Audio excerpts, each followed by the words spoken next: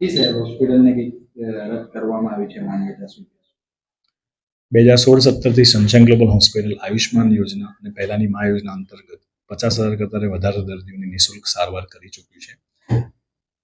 થોડાક મહિનાઓ પહેલા આયુષ્માન ભારત યોજનાની ઓડિટ ટીમ દ્વારા કરવામાં આવેલ ઓડિટમાં અમારા ઓન્કોલોજી ક્લસ્ટરમાં એક ડોક્યુમેન્ટમાં ક્લેરિકલ ત્રુટિ જાણવામાં આવેલ, જેના અંતર્ગત સનશાઇન ગ્લોબલ હોસ્પિટલને 3 મહિના માટે માત્ર એક જ ક્લસ્ટરમાં 3 મહિનાનું ટેમ્પરરી સસ્પેન્શન આપવામાં આવેલું છે સ્ટેટ ગ્રીવન્સ કમિટી દ્વારા, જેની સામે અમે સરકારને ભલામણ પણ કરી છે કે વહેલામાં વહેલી તકે આ સસ્પેન્શન રિવોક થાય, જેથી છેવાડાના દર્દીઓને કેન્સર જેવા ગંભીર રોગોની નિઃશુલ્ક સારવાર પૂર્વવત મળ્યા રહે.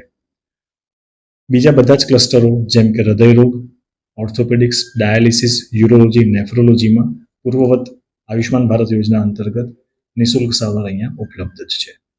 આપણી હોસ્પિટલના લીધે પણ સીલ મરાઈ રહ્યું છે, તો આપણી હોસ્પિટલ બી એના સાથે શું કરે? ના, ખ્યાતિ હોસ્પિટલના મામલો અને આ મામલો બંને તદ્દન અલગ છે, એને કોઈ રિલેશન નથી. અને સનશાઇન ગ્લોબલ હોસ્પિટલનો આ જે નિર્ણય હતો એ ખ્યાતિ હોસ્પિટલની મેટર થઈ એના પહેલાનો નિર્ણય છે સરકાર.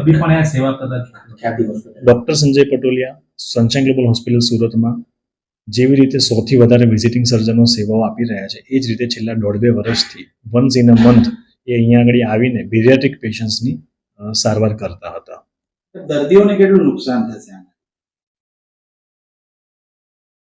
આયુષ્માન ભારત યોજના 2018થી પ્રધાનમંત્રીના વિઝન સાથે અમલમાં આવેલી છે, જે છેવાડાના દર્દીઓ કે જેની પાસે they are very poor, below poverty લાઇનના દર્દીઓને જે સારવાર પહેલાં શક્ય નથી, જે એ લોકો અફોર્ડ નથી કરી શકતા, એ સારવાર એ લોકો ગવર્મેન્ટ, સેમી ગવર્મેન્ટ અને પ્રાઇવેટ હોસ્પિટલ જે એમ્પેનલ હોય એમાં એ લોકો નિઃશુલ્ક સારવાર લઈ રહ્યા છે અને લઈ શકે છે.